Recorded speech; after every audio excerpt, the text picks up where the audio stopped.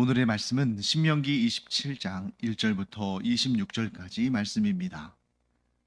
모세와 이스라엘 장로들이 백성에게 명령하여 이르되 내가 오늘 너희에게 명령하는 이 명령을 너희는 다 지킬지니라. 너희가 요단을 건너 내 하나님 여호와께서 내게 주시는 땅에 들어가는 날에 큰 돌들을 세우고 석회를 바르라. 요단을 건넌 후에 이 율법의 모든 말씀을 그 위에 기록하라. 그리하면 내 하나님 여호와께서 내게 주시는 땅, 곧 젖과 꿀이 흐르는 땅에 내가 들어가기를 내 조상들의 하나님 여호와께서 내게 말씀하신 대로 하리라.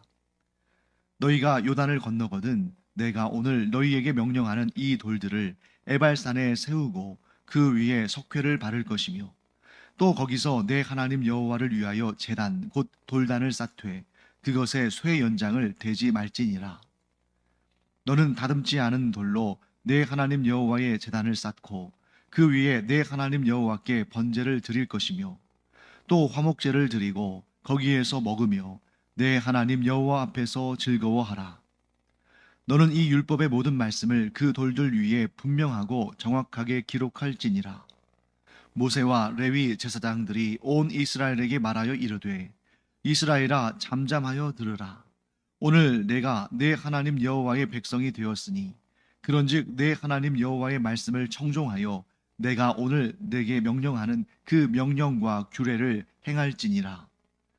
모세가 그날 백성에게 명령하여 이르되 너희가 요단을 건넌 후에 시므온과 레위와 유다와 이사갈과 요셉과 베냐민은 백성을 축복하기 위하여 그리심 산에 서고 르우벤과 갓과 아셀과 스불론과 단과 납달리는 저주하기 위하여 에발산에 서고 레위 사람은 큰 소리로 이스라엘 모든 사람에게 말하여 이르기를 장색의 손으로 조각하였거나 부어 만든 우상은 여호와께 가증하니 그것을 만들어 은밀히 세우는 자는 저주를 받을 것이라 할 것이요 모든 백성은 응답하여 말하되 아멘 할지니라.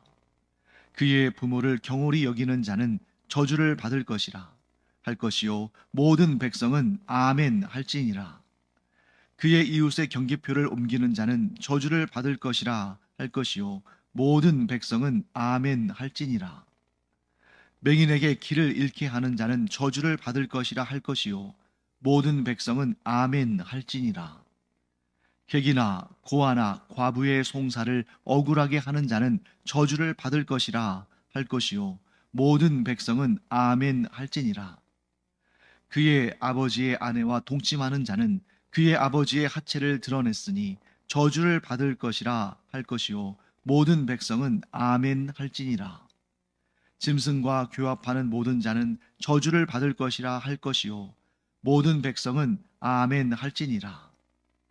그의 자매 곧 그의 아버지의 딸이나 어머니의 딸과 동침하는 자는 저주를 받을 것이라 할 것이요 모든 백성은 아멘 할지니라.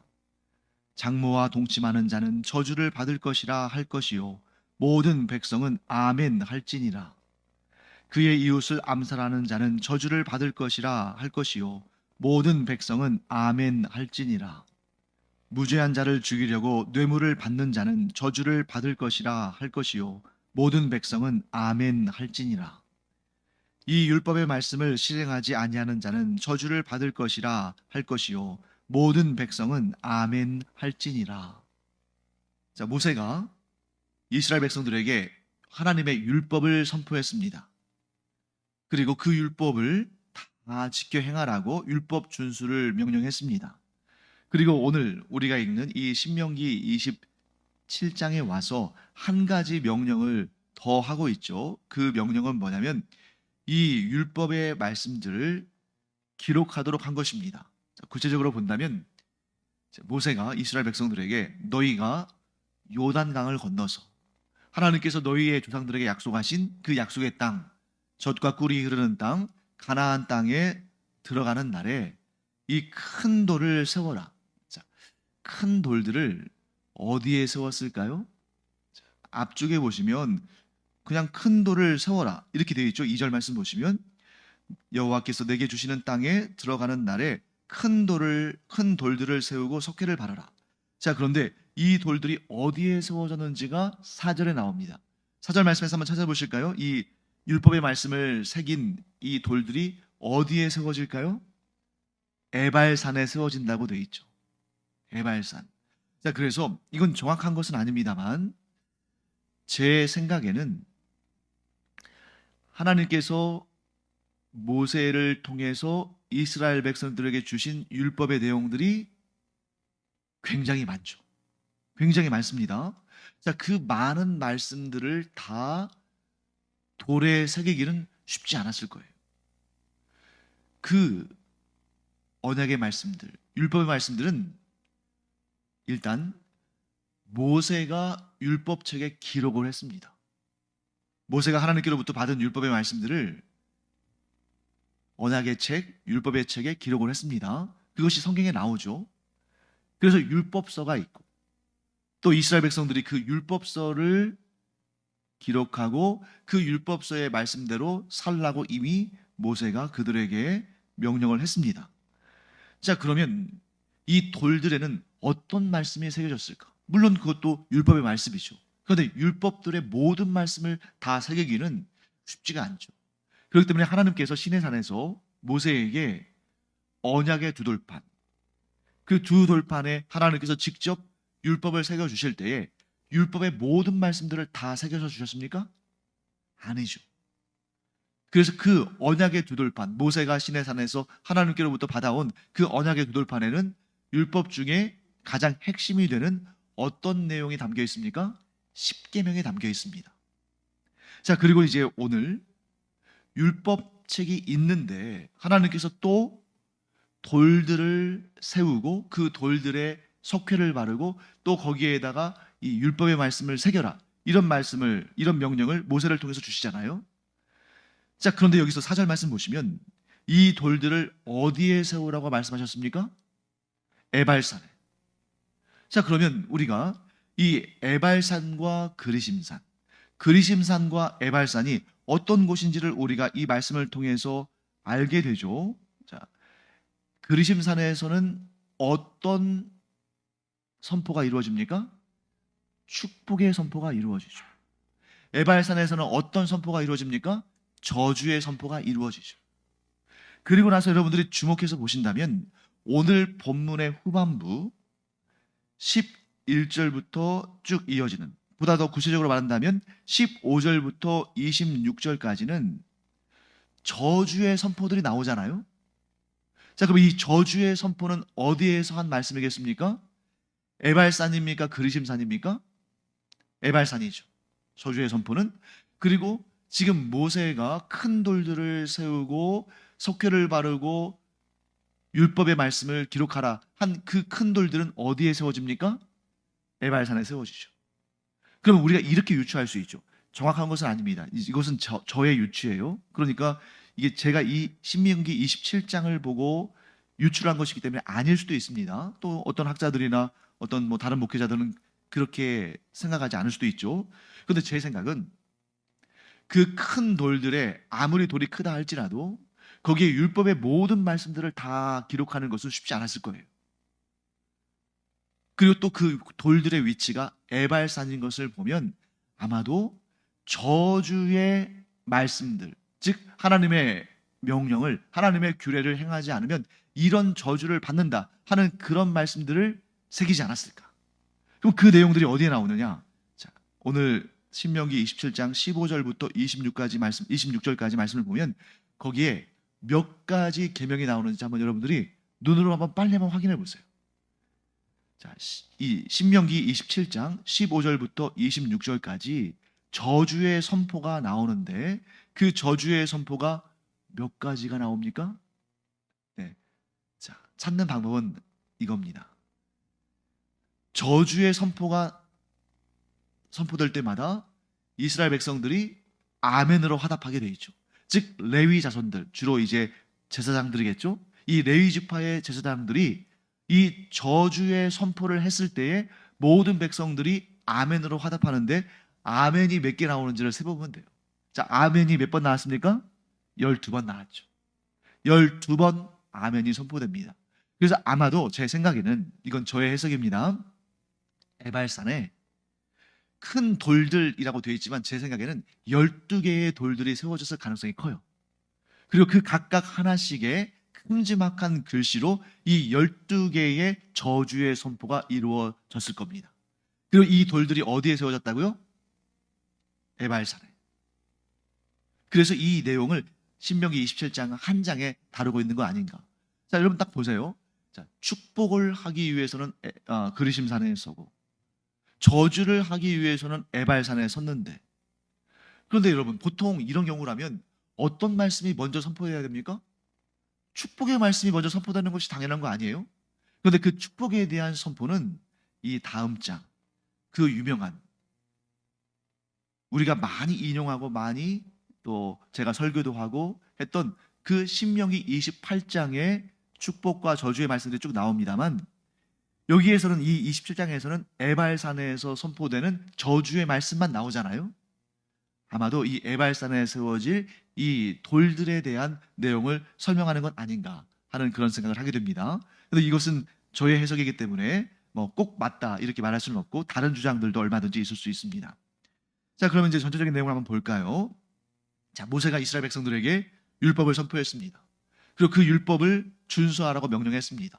또 그 율법에 대한 내용들이 율법책에 기록이 됐습니다.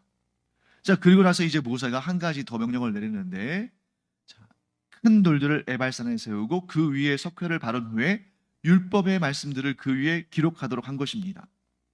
자, 그때 어떤 돌을 사용하라 라고 말했냐면, 자, 5절 말씀 볼까요? 내 하나님 여호와를 위하여 제단 곧 돌단을 쌓되 그것에 쇠연장을 되지 말라. 자, 쇠연장을 되지 말라는 것은 뭘 의미할까요? 일단 이 돌을 준비하는데 쇠연장을 되지 말라라는 이 말씀은 이 비슷한 뉘앙스의 말씀이 또 어디에 등장하냐면 성전을 건축할 때 등장해요. 성전을 건축할 때 이 성전이 세워지는 성전산에 그 산에서 쇠연장으로 돌을 깎는, 돌을 부수는 소리를 내지 말라고 하나님께서 명령하십니다. 그래서 왜 그렇습니까? 이 거룩한 성전이 세워지는 그 현장에서 그렇게 시끄럽고 소란한 소리가 나지 않고 거룩하고 경건한 가운데에 성전이 세워지도록 하신 것이죠. 자, 그런 의미가 하나 있을 겁니다. 자, 하나님의 거룩한 말씀이 선포되는 그 현장에서 그렇게 시끄럽게 쇠연장으로 돌을 깎고 돌을 뭐 이렇게 깨뜨리는 그런 일을 하지 말아라. 자, 그런데 거기에 제가 또 한 가지 의미가 있는 것 같아요. 이것도 역시 이제 제가 해석한 것인데요. 지금 요단강을 건너서 약속의 땅 가나안 땅에 들어간 다음에 제일 먼저 해야 할 일이 그 그리심산과 에발산에서 축복과 저주의 선포를 하고 또 그 큰 돌들에 율법을 새겨서 에발산에 세우는 건데, 이게 무엇보다 시급한 일 아닙니까? 가장 먼저 이루어져야 할 일이고 신속하게 이루어져야 할 일입니다. 그런데 그 돌을 막 깎고 다듬고 하다 보면 시간이 많이 지나겠죠. 그럴 여유가 없는 겁니다. 그러니까 자연 원석, 연장으로 다듬지 않은 그 자연 원석을 세우고 거기에 율법의 말씀을 기록하는 그러한 명령을 내렸을 것이다 하는 그런 생각이 좀 듭니다. 자, 그 다음에 그럼 왜 큰 돌들의 여호와의 율법을 기록하게 하셨는가? 저는 두 가지 이유가 있다고 봅니다. 첫째는 하나님의 말씀을 잊지 않고 기억하도록 한 것입니다. 자, 사람은 머릿속으로 기억하는 것을 오래 기억하지 못하는 경향이 있어요. 그러니까 몰라서가 아니라 자연적으로 그것을 또 잊어버리기가 쉽습니다. 망각하기 쉬운 거죠. 그렇기 때문에 그 큰 돌에 새겨놓으면 그 앞을 지날 때마다 아, 그래, 하나님께서 이런 율법을 주셨지, 하나님께서 이런 명령을 내리셨지 하는 것을 기억하면서 그 율법의 내용들을 지킬 수 있게 되는 것이죠. 즉, 큰 돌들의 여호와의 율법을 기록하라 하신 것은 하나님의 율법을 잊지 말고 반드시 기억하라 하는 그런 내용이 담겨 있는 것입니다. 그리고 두 번째는 그 큰 돌들의 율법을 기록하라고 하신 그 목적은 자손들에게 교육하기 위한 거예요. 즉, 교육적인 목적이 있는 것입니다.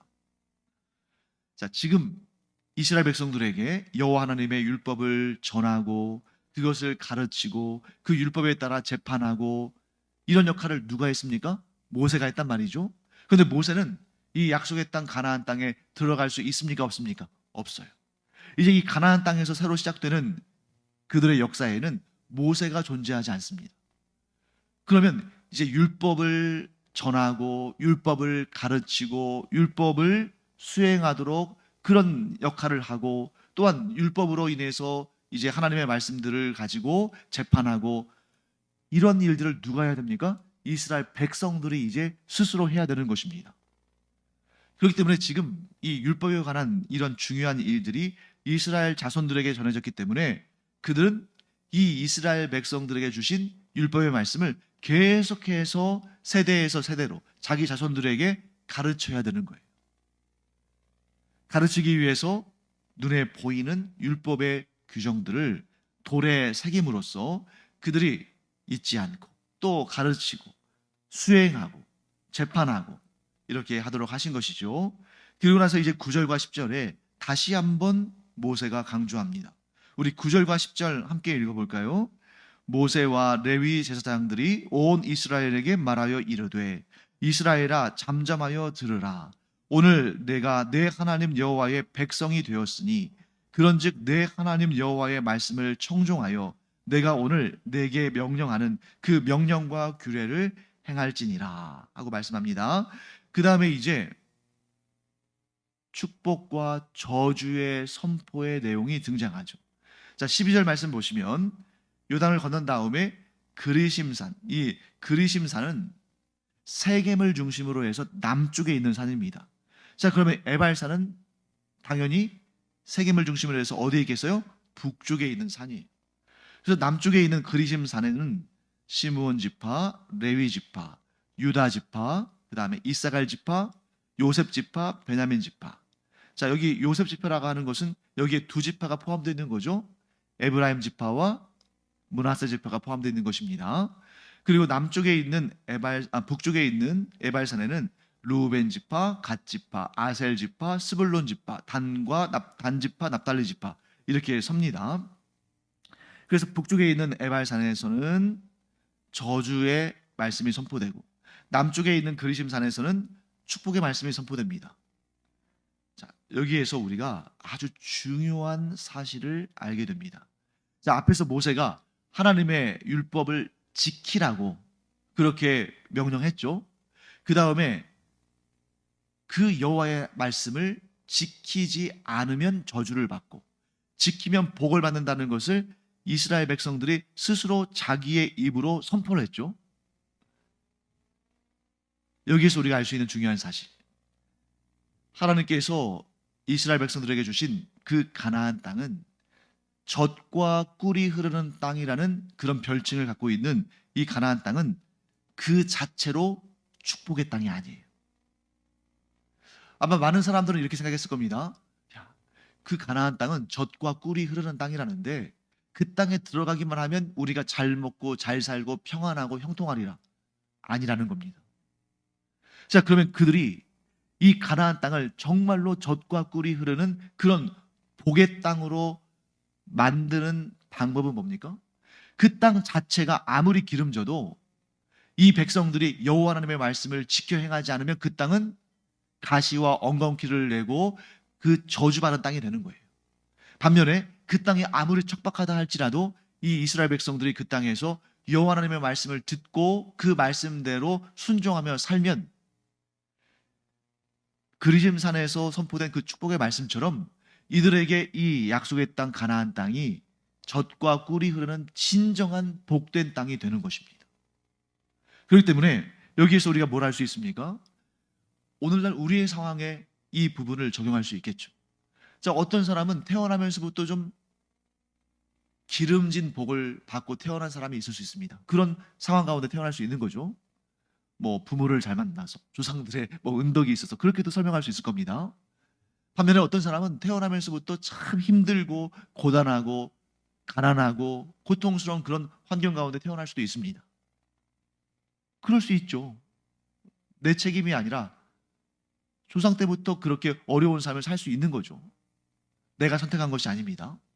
그런데 우리가 어떤 상황, 어떤 환경 가운데에 태어나고 거기에서 삶을 시작했다 할지라도 오늘 이 본문의 말씀처럼 하나님의 뜻을, 하나님의 명령을, 하나님의 규례를 순종하여 지켜 행하면 그 삶이 젖과 꿀이 흐르는 복된 삶으로 변화되어지고, 아무리 좋은 상황, 아무리 좋은 환경 가운데 태어났다 할지라도 하나님의 말씀을, 하나님의 명령과 규례를 지켜 행하지 않으면 척박하고 저주받은 그런 인생이 되는, 너무나도 분명하지 않습니까? 자, 성경 66권이 이 이스라엘 역사를 통해서 이 사실을 너무너무 선명하게 증거하고 있잖아요.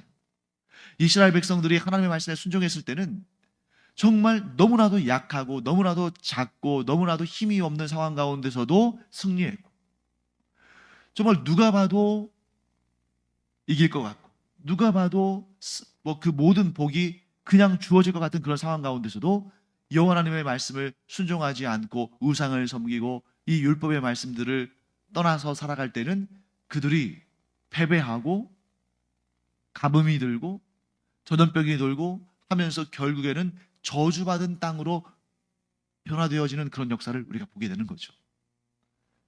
사랑하는 성도 여러분, 우리는 분명히 알아야 됩니다. 우리의 환경 그 자체가 복도 저주도 아닙니다. 우리의 환경을 복으로 만드는 유일한 방법은 우리가 하나님의 말씀을 듣고, 즉 하나님의 말씀에 청종하여서 그 말씀에 순종하며 살면 그 삶은, 그의 환경은, 그의 상황은 복되게 변한다. 반면에 상황이 아무리 형통하고 아무리 좋다 할지라도 하나님의 말씀에 순종하지 않고 하나님께서 근심하시는 일들, 하나님을 진노하시게 하는 일들을 행하면 그의 삶은 저주스러운 삶으로 변질되어진다 하는 것을 이 말씀을 통해서 우리가 알게 됩니다. 자, 그 다음에 15절부터 26절까지 저주의 말씀이 선포되잖아요. 자, 우리의 생각에, 자, 모세를 통해서 하나님께서 너희가 가나안 땅에 들어가거든 절반씩 나눠서 6개 지파씩 그르심산에 서서 축복을 선포하고 에발산에 서서 저주를 선포하라, 딱 이런 말씀을 하셨잖아요. 그러면 우리 생각에는 뭐가 먼저 선포되는 것이 자연스럽습니까? 축복의 말씀이. 그런데 이 27장, 신명기 27장을 보면 어떤 말씀이 먼저 선포됩니까? 저주의 말씀. 자, 왜 그럴까요? 저는 이렇게 해석합니다. 그게 더 급하기 때문이에요. 저주의 말씀을 선포하는 게 더 급선무기 때문입니다. 왜냐하면 축복은 좀 천천히 받아도 괜찮아요. 그런데 저주를 받으면 수습하기가 힘들어요.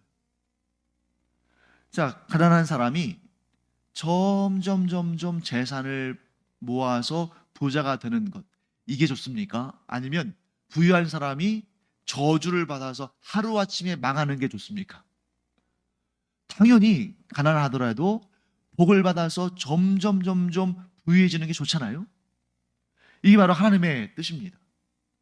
너희들의 상황이 아무리 좋다 할지라도 너희가 저주를 받으면 정말 회복하기 힘든 그러한 상황에 처해지니까 일단 뭘 먼저 선포해야 되는 거예요? 저주를 먼저 선포해야 되는 거예요.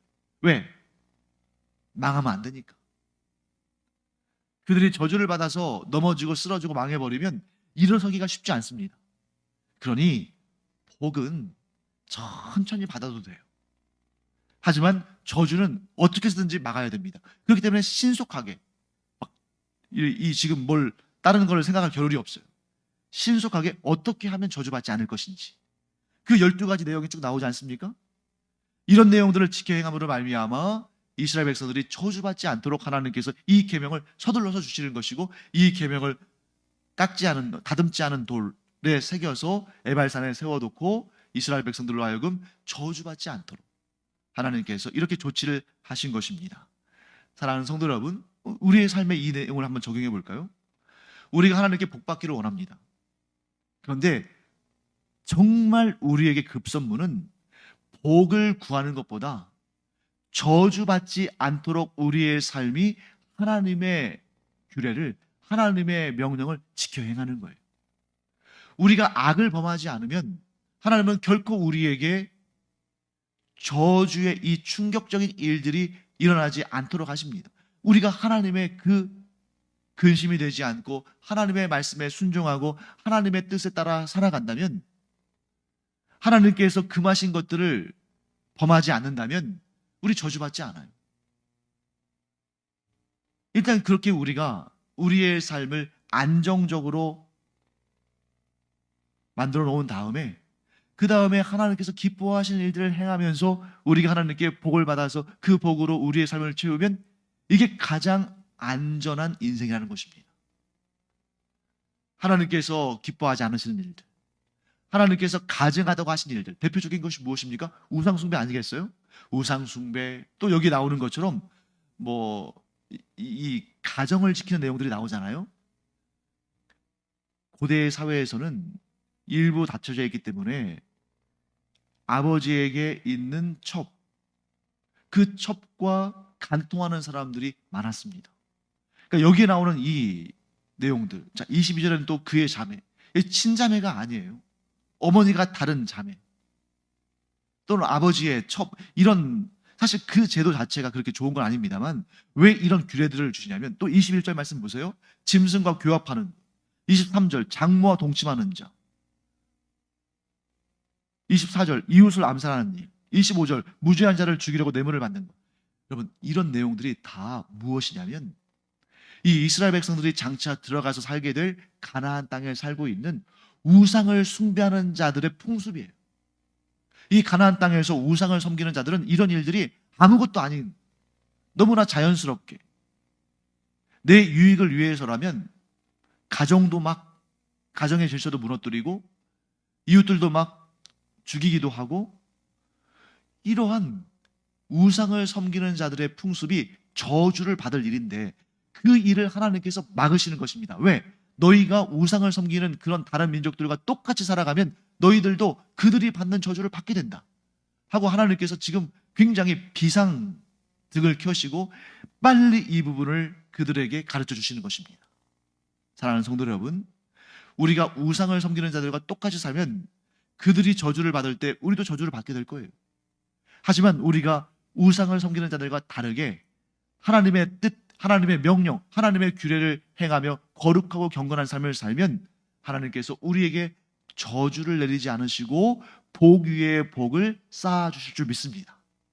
자, 이 말씀을 우리가 의지해서 저주를 피하고 복으로 충만한 그런 삶을 사는 경건한 우리들 되기를 간절히 축원합니다. 기도하겠습니다. 하나님께서 저희에게 정답을 주셨습니다. 어떻게 살면 저주를 면할 수 있고 어떻게 살면 복을 받을 수 있는지 그 말씀을 주셨는데, 그 말씀을 기억하고 지키며 또한 자녀들에게 교육함으로 우리의 가문이 자자손손 대대로 하나님께 복을 받되 저주를 받지 않는 그런 귀하고 복되고 경건한 가문 이루게 하여 주시옵소서. 감사드리며 예수님의 이름으로 축복하며 기도합니다. 아멘.